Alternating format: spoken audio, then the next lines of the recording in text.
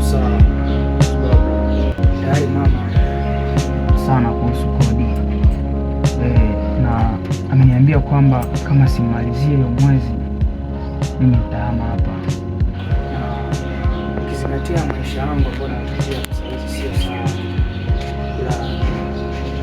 Nilimwambia mama anisubirie hata mwisho wa hii mwezi kwa sababu kuna issue nafuatilia, ila nitajitahidi kuimaliza hiyo issue ya kodi. Ila mama amekataa, na wewe ni mwanae, unaweza kunisaidia kuongea naye. Sema mwanangu, wewe umeshakosea, umezingua. Sababu jana niliwasikia una baba anaongelea issue ya kwako, alafu umechukua maskani kama vile nyumba ya wauni.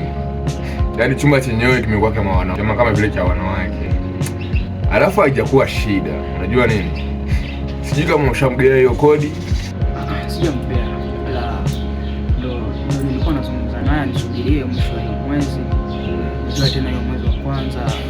Kitu ambacho kamati. Mwambie nisubirie mwisho wa hiyo mwezi.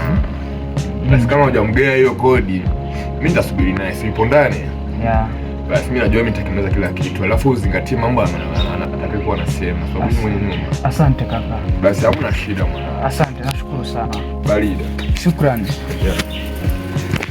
Yeah. Alafu kuhusu hiyo issue ambayo niliambia hiyo kazi ambayo sema naweza kufanya. Kuhusu hiyo kazi? Yeah. Mimi na tumalizane kwanza na haya alafu tutarudia au sio? Safi sana. Barida. Nashukuru kaka. Hamna shida.